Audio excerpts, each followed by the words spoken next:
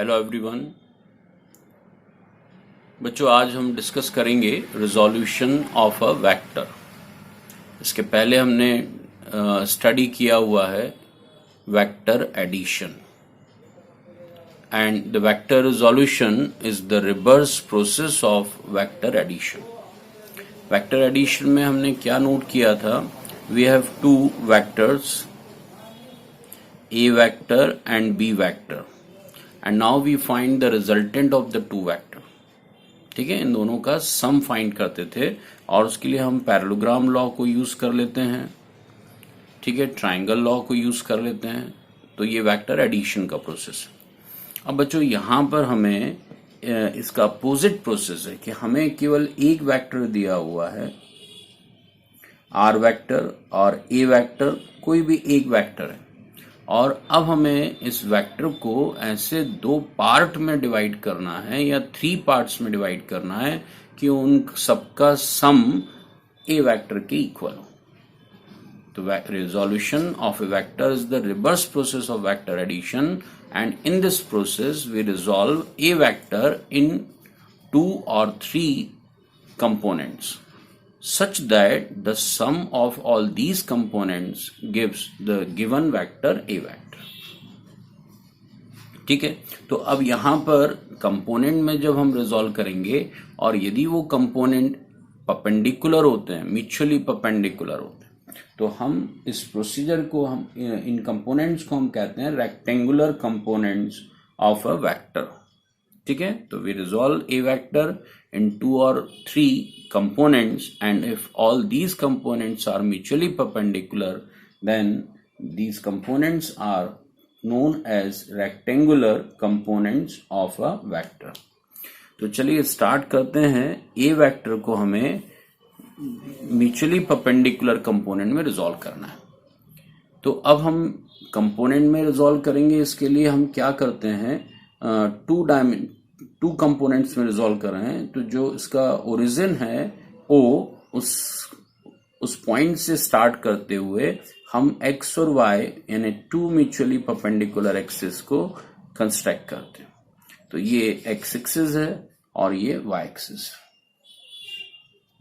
अब बच्चों क्या करना है हमें, ये जो ए वेक्टर है जिसके कंपोनेंट बनाने हैं उसके हेड से हम एक नॉर्मल ड्रॉ करना है एक्स एक्सिस पर, एक नॉर्मल ड्रॉ करना है वाई एक्सिस पर, और अभी ये जो ए वेक्टर है ये एक्स डायरेक्शन के साथ कितना एंगल कंस्ट्रक्ट कर रहा है।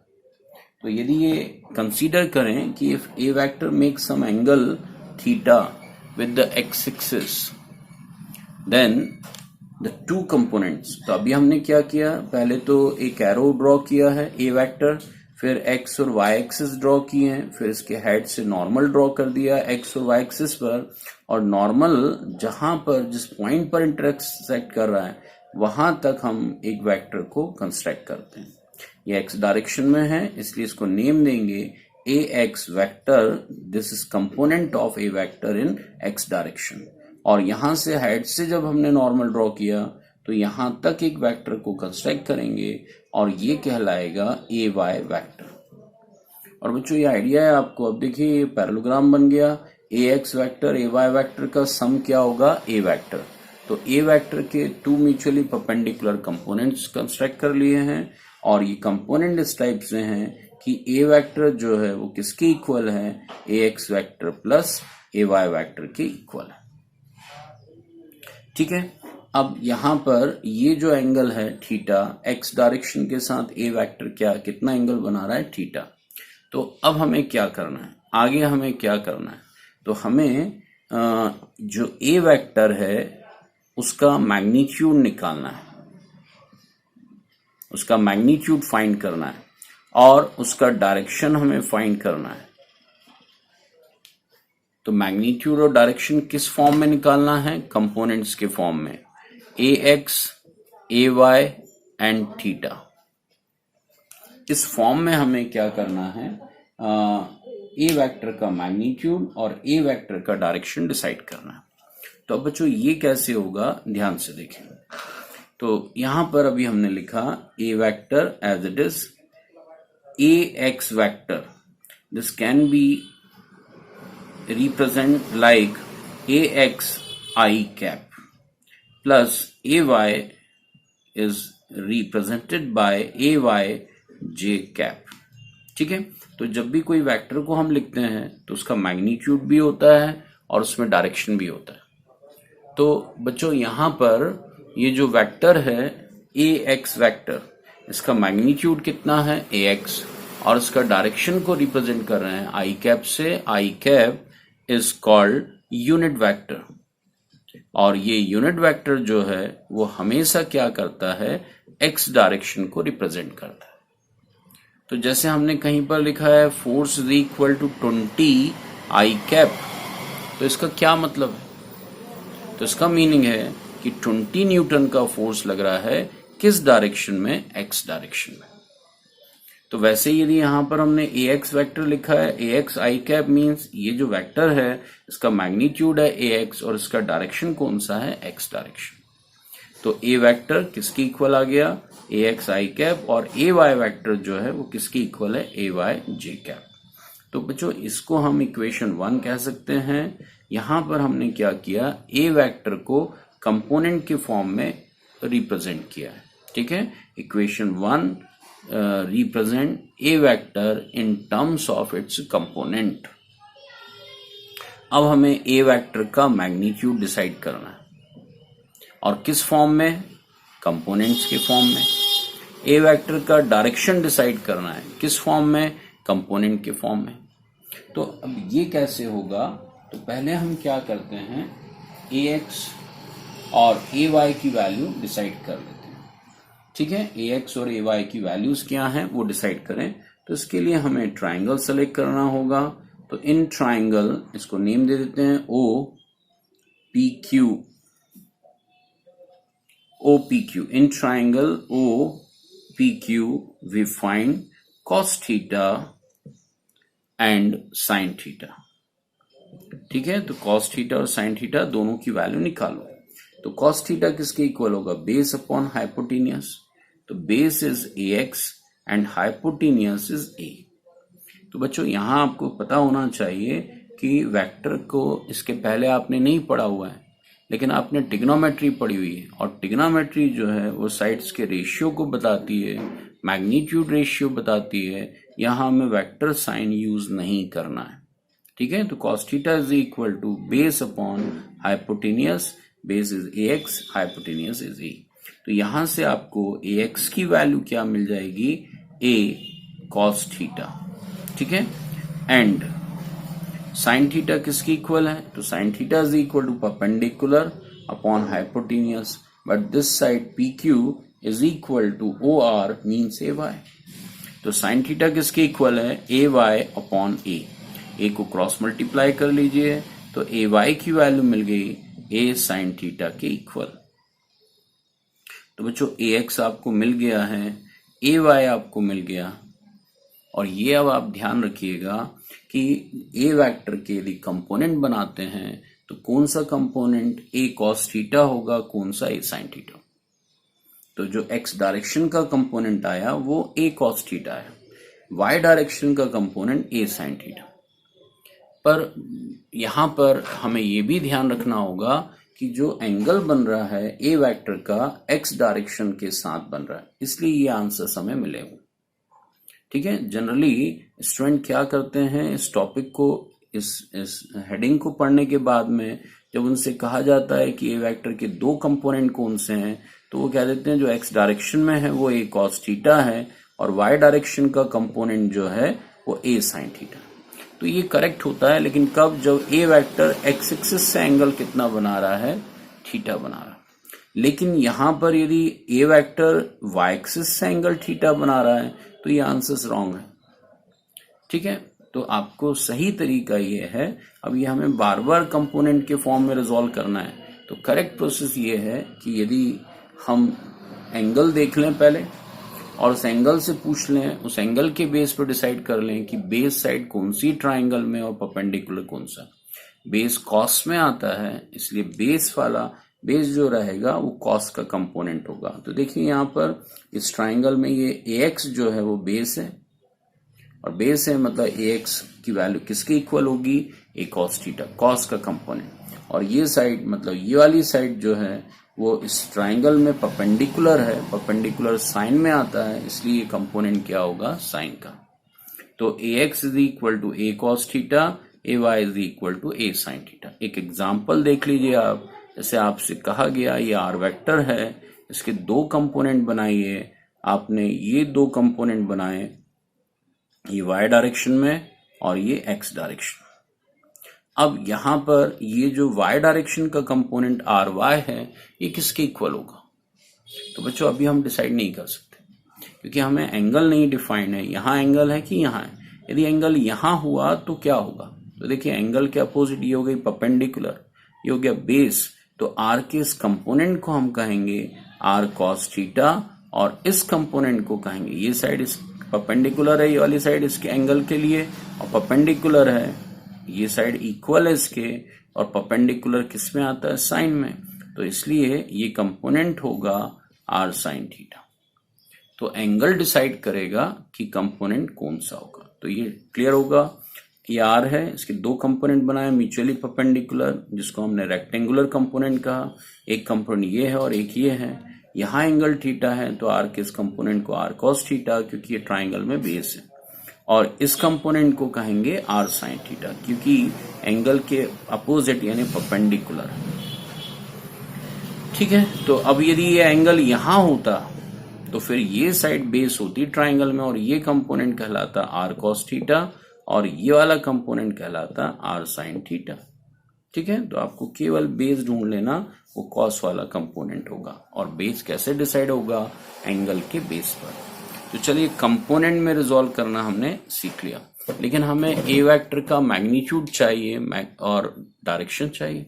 तो मैग्नीट्यूड के लिए क्या करें, तो मैग्नीट्यूड मींस ए फाइंड करना, और direction of A vector with respect to X axis, this is given by angle theta.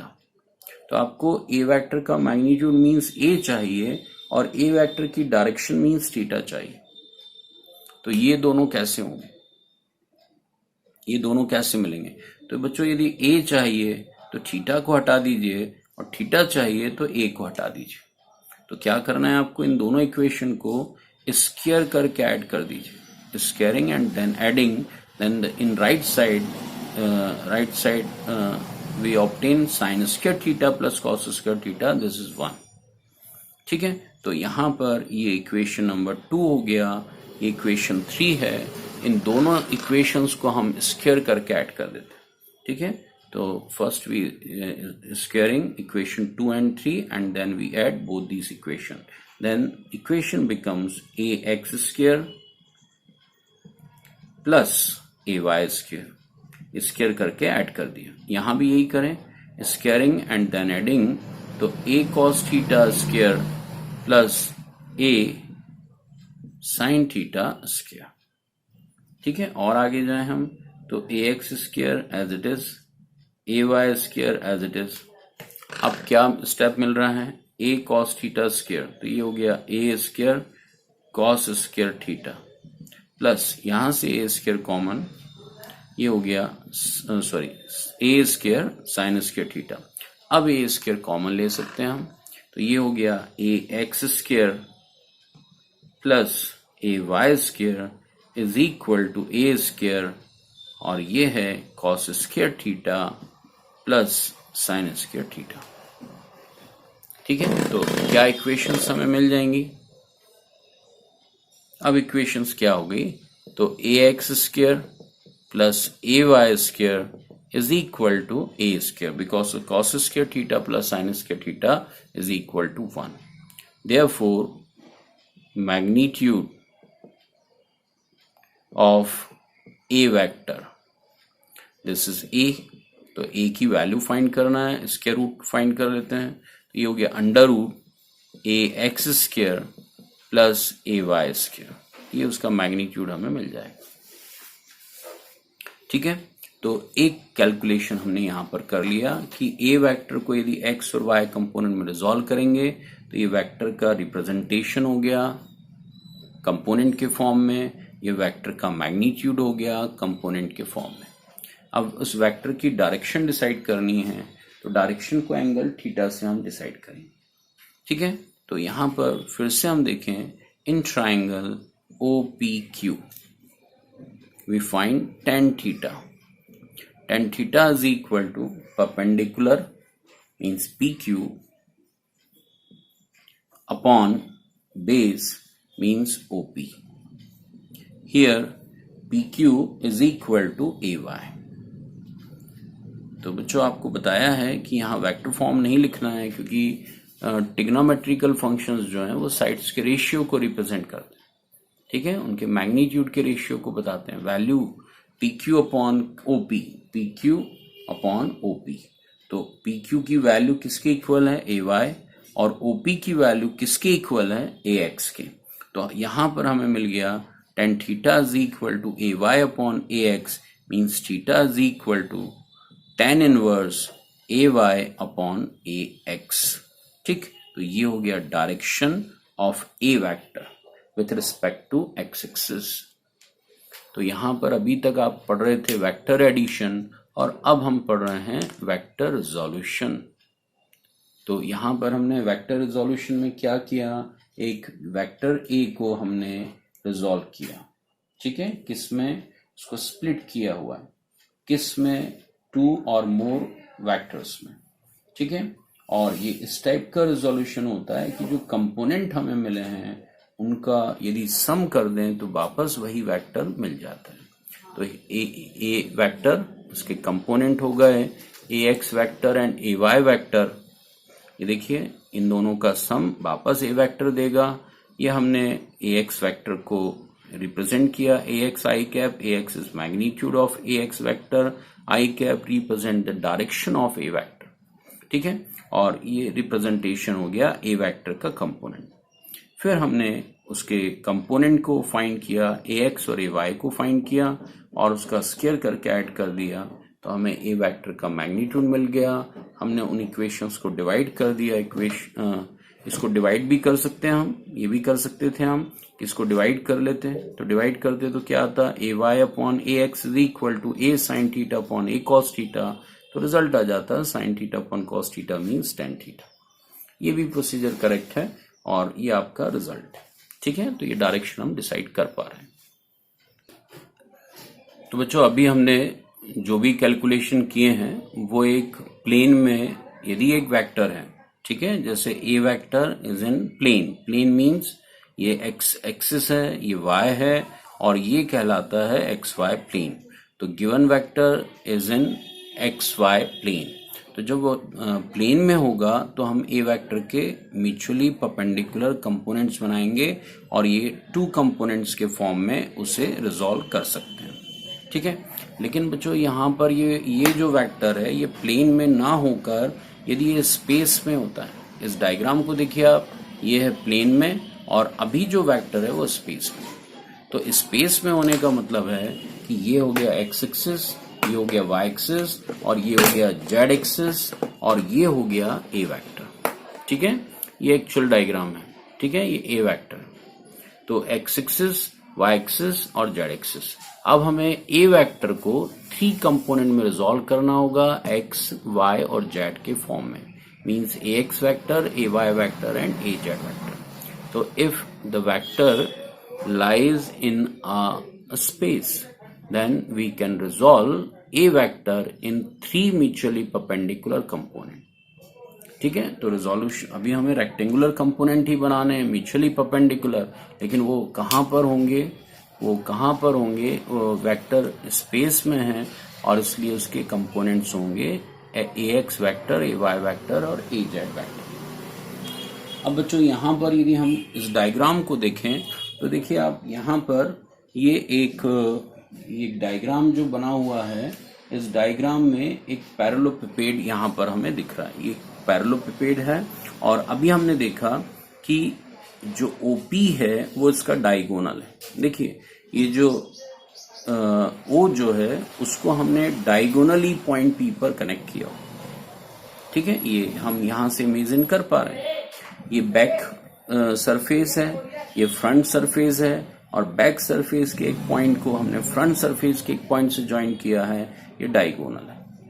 और इस पर ए वेक्टर है, मतलब ये हो गया स्काई में। अब इसके कंपोनेंट बनाने हैं, तो यदि हम इसके कंपोनेंट बनाने जाएं तो एक्स डायरेक्शन, ये एक्स एक्सिस है, तो एक्स डायरेक्शन में कंपोनेंट कौन सा होगा, तो ये है एक्स डायरेक्शन का कंपोनेंट, ये हो गया ए वेक्टर का कंपोनेंट, इसको नेम दे सकते हैं ए एक्स वेक्टर।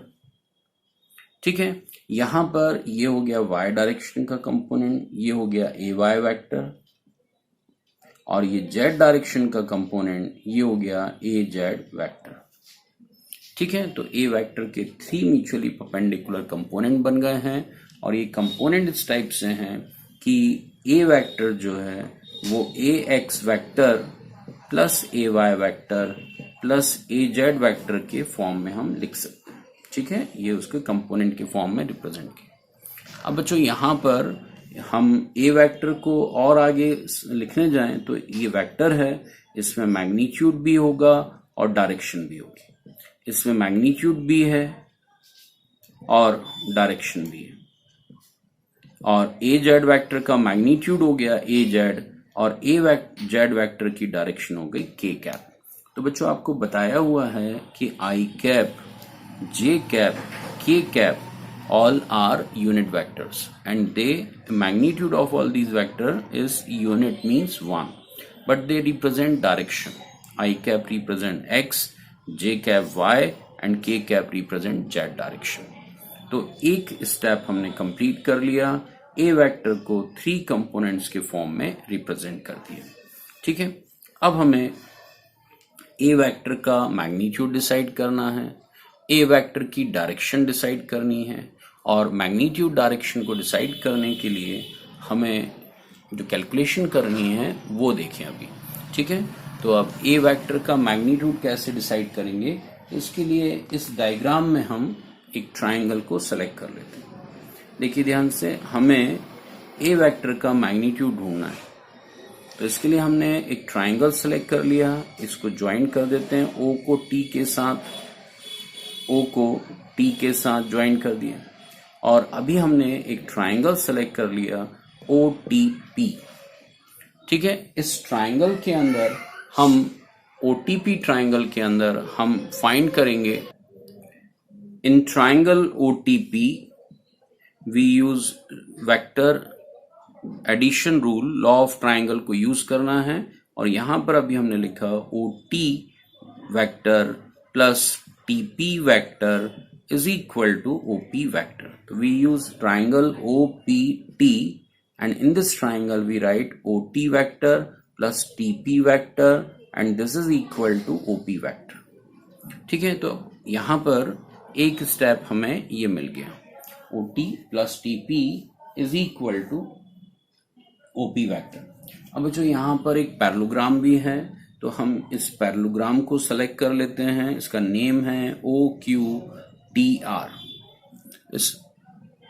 इस पैरेललोग्राम को हम यूज कर रहे हैं, तो OQTR देखिए कहाँ है, OQTR ये पैरेललोग्राम, और यदि इसमें हम पैरेललोग्राम लॉ को अप्लाई करेंगे तो क्या लिखेंगे, पैरेललोग्राम लॉ के बेस पर OQ vector plus OR vector is equal to OT vector.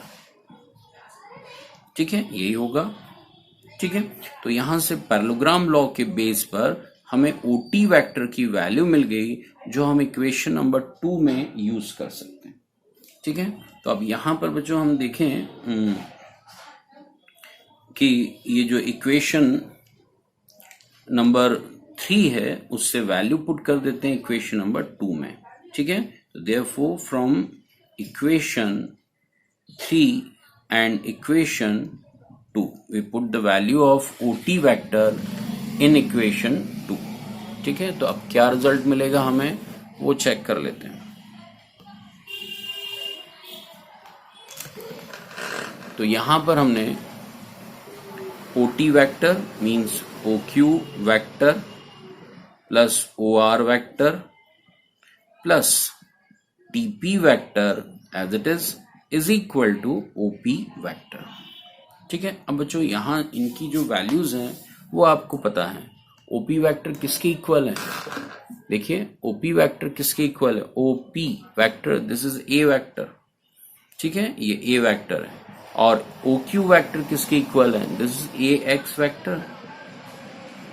O R vector किसके इक्वल है? O R, this is A Y vector. And TP vector किसके इक्वल है? T P. तो देखिए ये वाली थोड़ा मिस्टेक हुआ है। ओ आर वेक्टर जो है वो ए जेड के इक्वल है और टीपी वेक्टर किसके इक्वल है? तो TP is parallel to O S, TP is parallel to O S and therefore TP को हम रिप्लेस कर सकते हैं ए वाई वेक्टर से। तो फाइनली रिजल्ट क्या मिल रहा है? तो फाइनली हमें जो रिजल्ट मिला है वो ये है कि ए वेक्टर को हमने कंपोनेंट के फॉर्म में रिजॉल्व कर लिया, ए एक्स वेक्टर प्लस ए वाई वेक्टर प्लस ए जेड वेक्टर, ये ए वेक्टर के कंपोनेंट के फॉर्म में रिजॉल्व कर लिया, ठीक है। तो इस तरीके से हम ए वेक्टर को यहाँ से निकाल सकते हैं। अब बच्चों यहाँ पर आप चाहें तो जैसे आपको स्टार्टिंग में बताया ए एक्स वैक्टर है, इसका मैग्नीट्यूड हो गया ए एक्स, डायरेक्शन हो गया X means I cap, A Y के लिए ए वाई मैग्नीट्यूड हो गया और डायरेक्शन हो गया जे कैप, और ए जेड के लिए मैग्नीट्यूड है ए जेड, डायरेक्शन हो गया के कैप। तो देखिए जो आपको बताया था स्टार्टिंग में कि ये जो वेक्टर हमें मिल रहे हैं इसको हमने यहाँ पर ये वाली टर्म को यहाँ पर प्रूफ कर दिया, ठीक है। जो आपको बताया हुआ था कि a vector can be resolve in 3 mutually perpendicular component and we can express a vector in terms of component, magnitude of components, and यही की फॉर्मूला यहाँ पर हमने प्रूफ कर चुके हैं, ठीक है, ये हमने प्रूफ कर दिया। अब जो हमें ए वेक्टर का मैग्नीट्यूड भी डिसाइड करना है, तो मैग्नीट्यूड डिसाइड करने के लिए हम फिर वही ट्राइंगल सेलेक्ट कर सकते हैं, magnitude of A vector in terms of magnitude of components. तो इसके लिए क्या किया जाएगा? तो फिर से हम वही ट्राइंगल OTP को सेलेक्ट कर लेते हैं, in triangle OTP, but in this time we use only Pythagoras theorem, ठीक है। तो अब पाइथागोरस में तो हम वेक्टर फॉर्म नहीं लिखते हैं, तो अभी हम क्या लिख सकते हैं? देखिए OTP इसको हमने यूज किया, तो पाइथागोरस थ्योरम के बेस पर हम लिखेंगे square of hypotenuse plus square of perpendicular plus square of base. तो ये हो गया hypotenuse square is equal to OT square plus TP square, ठीक है। अब ध्यान से देखें कि OT स्क्वायर किसके इक्वल है? तो OT स्क्वायर जो है ये है OT स्क्वायर, तो OT स्क्वायर यदि इसको यूज करेंगे तो क्या लिख सकते हैं? OQ square plus QT square, ये लिखा जा सकता है, ठीक है, ये लिख सकते हैं हम। इसको TP स्क्वायर को हम क्या लिख सकते हैं? इसको हम लिख सकते हैं तो यहां पर हमने OT स्क्वायर को रिप्लेस कर दिया OQ square plus QT square से। किस बेस पर? Pythagoras theorem. देखिए इस ट्राइंगल में यदि पाइथागोरस अप्लाई करें, OT square this is square of hypotenuse, this is equal to base square plus perpendicular square, तो OQ square plus QT square ये लिख दिया, ठीक है। अब इनकी वैल्यू चेक कर लेते हैं क्या है। तो OP square means A square, ठीक है। OP स्क्वायर किसके इक्वल होगा? ये वेक्टर फॉर्म में नहीं है, ये पाइथागोरस थ्योरम है जिसमें हम केवल मैग्नीट्यूड लिखते हैं। अब और देखिए OQ स्क्वायर किसके इक्वल है? OQ square this is AX square. फिर QT स्क्वायर किसके इक्वल है? QT स्क्वायर ये वाली साइड इस साइड के इक्वल है means AZ square plus TP square, देखिए TP स्क्वायर ये साइड इसके पैरेलल है, तो क्या आएगा? AY square. तो फाइनली रिजल्ट क्या मिल गया? Magnitude of A vector this is A and A is equal to under root AX square plus AY square plus AZ square. ये आपके पास में ए वेक्टर का मैग्नीट्यूड मिल जाएगा, ठीक है। तो बच्चों यदि मैग्नीट्यूड डिसाइड करना है तो केवल आप क्या करें, ये वाले ट्राइंगल को सेलेक्ट करें, OTP ट्राइंगल को सेलेक्ट करें, और इस ट्राइंगल में पाइथागोरस थ्योरम के बेस पर आप इसको प्रोसीड करें। Square of hypotenuse OP square is equal to square of perpendicular plus square of base, तो ये हो गया OT square plus PT square या TP स्क्वायर। यहाँ पर OT जो है वो किसकी इक्वल है, तो OQ square plus QT square. यहाँ पर इस ट्राइंगल में फिर पाइथागोरस थ्योरम को यूज किया, ठीक है। तो यहाँ पर OT स्क्वायर को आपने रिप्लेस कर दिया OQ square plus QT square से, ठीक है। अब यहां देखिए इनकी वैल्यू रख दीजिए, OQ square AX square, TP square this is AY square, and QT square QT is equal to OR means AZ square, ठीक है। तो फाइनली ये आपके पास मैग्नीट्यूड है। अब बच्चों हमें A वेक्टर की डायरेक्शन डिसाइड करना है कि A वेक्टर कहां पर है ये ढूंढना है, तो ये उसका मैग्नीट्यूड हो गया। तो जब हमने दो कंपोनेंट बनाए थे तो आंसर था A is equal to under root AX square plus AY square, लेकिन जब तीन कंपोनेंट बनाए तो साथ में क्या आया, प्लस AZ स्क्वायर, ठीक है। तो ये फॉर्मूला हमको ध्यान रखना है, ये बार बार यूज होगा, magnitude of A vector in magnitude of its components. ये मैग्नीट्यूड डिसाइड करते हैं हमें आना चाहिए।